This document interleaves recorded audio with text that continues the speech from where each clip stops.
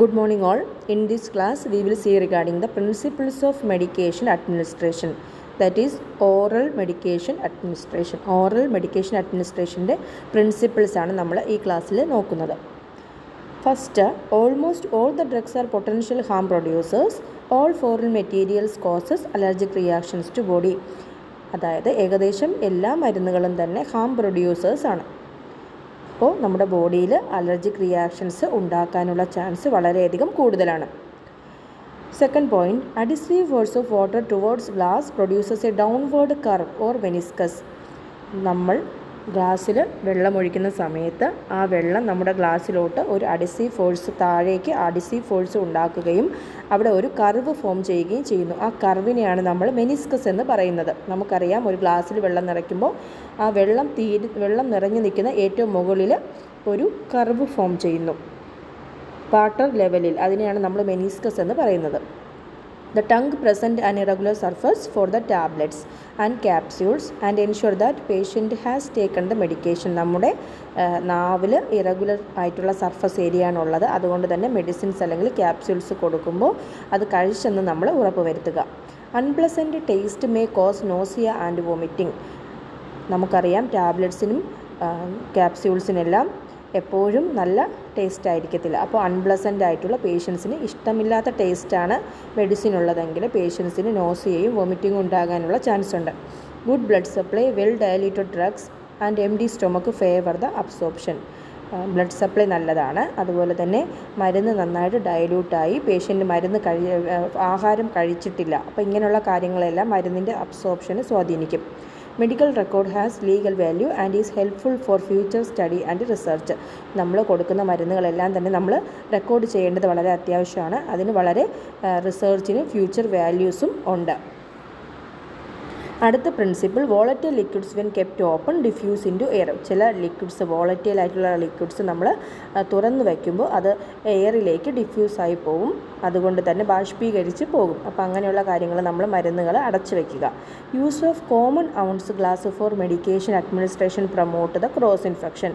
അതായത് ഒരു ക്ലയൻറ്റിന് കൊടുത്ത ഔൺസ് ഗ്ലാസ്സിൽ ഉപയോഗിച്ച് അടുത്ത ക്ലയൻറ്റിന് കൊടുത്തു കഴിഞ്ഞാൽ അവിടെ പേഷ്യൻസിന് തമ്മിൽ ഇൻഫെക്ഷൻ, ഒരു പേഷ്യൻസിൽ നിന്ന് മറ്റൊരു പേഷ്യൻറ്റിലോട്ട് ഇൻഫെക്ഷൻ ഉണ്ടാകാനുള്ള ചാൻസ് ഉണ്ട്.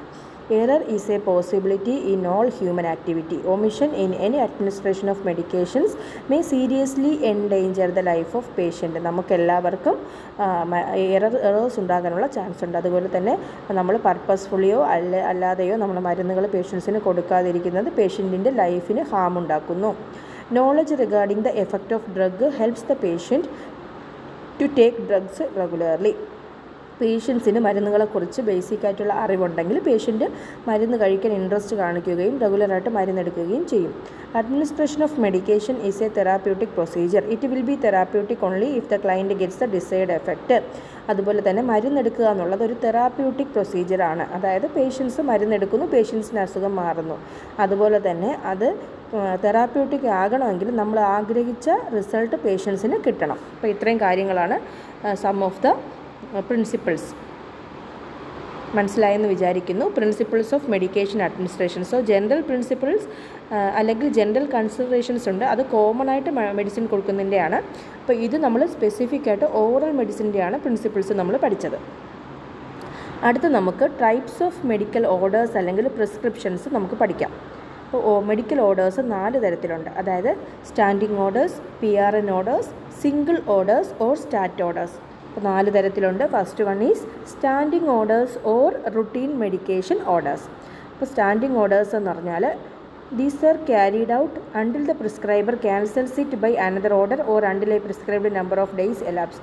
അപ്പോൾ നമ്മൾ എത്ര ദിവസത്തേക്കാണ് കൊടുക്കാൻ പറഞ്ഞത് അത്രയും ദിവസം കൊടുക്കുക. ഇത് ക്യാൻസൽ ചെയ്യുന്നത് എയ്തർ ആ ദിവസം കഴിയുമ്പോൾ അല്ലെങ്കിൽ വേറൊരു മരുന്നിൻ്റെ ഓർഡർ തരുമ്പോഴാണ് ഇത് ക്യാൻസൽ ആകുന്നത്. അങ്ങനെ എഴുതുന്ന മെഡിസിൻ ഓർഡേഴ്സിനെയാണ് നമ്മൾ സ്റ്റാൻഡിങ് ഓർഡേഴ്സ് എന്ന് പറയുന്നത്. PRN orders. The prescriber may order a medication when a client requires it. The nurse uses her judgment in assessing the client and determines whether to give or not to give. PRN orders എന്ന് വെച്ചാൽ മരുന്ന് എഴുതുന്ന ആൾ പേഷ്യൻസിന് എത്രത്തോളം ആവശ്യമുണ്ടോ അത്രയും നാൾ കൊടുക്കാൻ വേണ്ടിയാണ് അത് എഴുതുന്നത്. അതുപോലെ തന്നെ ആവശ്യം കഴിയുമ്പോൾ നേഴ്സ് അവരുടെ ജഡ്ജ്മെൻറ്റ് കപ്പാസിറ്റി യൂസ് ചെയ്ത് ഇത് കൊടുക്കണോ വേണ്ടയോ എന്ന് തീരുമാനിക്കുന്നു. ഇപ്പോൾ കൊടുക്കുവാണെങ്കിൽ റെക്കോർഡ് ചെയ്യുക, കൊടുത്തില്ലെങ്കിൽ റെക്കോർഡ് ചെയ്യുക. അങ്ങനെയുള്ള ഓർഡേഴ്സാണ് PRN ഓർഡേഴ്സ്. അപ്പോൾ പേഷ്യൻസിന് മരുന്ന് എത്രത്തോളം നാൾ കൊടുക്കണോ അത്രയും നാൾ കൊടുക്കുക, ആവശ്യമില്ലാത്തപ്പോൾ വിഡ്രോ ചെയ്യുക. സിംഗിൾ വൺ ടൈം ഓർഡേഴ്സ് എന്ന് വെച്ചാൽ a doctor will often order a medication to be given only once at a specified time. ചില ദിവസങ്ങളിൽ പ്രത്യേക സമയത്ത് മാത്രം കൊടുക്കാൻ വേണ്ടി എഴുതുന്ന ഓർഡേഴ്സിനെയാണ് single order or one time orders എന്ന് പറയുന്നത്. Example pre operative medications. Next one is start orders. Start orders are single dose of medication is to be given immediately and only once. Start orders എന്ന് വെച്ചാൽ single ഡോസാണ്. അത് എന്തെങ്കിലും emergency വരുമ്പോൾ പെട്ടെന്ന് എഴുതുന്ന ഓർഡേഴ്സാണ് start orders. അത് ആ നിമിഷത്തേക്ക് മാത്രം കൊടുക്കാനുള്ളതാണ്, അത് കണ്ടിന്യൂ ചെയ്യാനുള്ളതല്ല. അപ്പോൾ പ്രിസ്ക്രിപ്ഷൻസ് അല്ലെങ്കിൽ ടൈപ്സ് ഓഫ് മെഡിക്കൽ ഓർഡേഴ്സ് എല്ലാവർക്കും മനസ്സിലായെന്ന് വിചാരിക്കുന്നു. 4 തരത്തിലാണ് മെഡിക്കൽ ഓർഡേഴ്സ് ഉള്ളത്: standing orders, PRN orders, single orders, start orders. Thank you.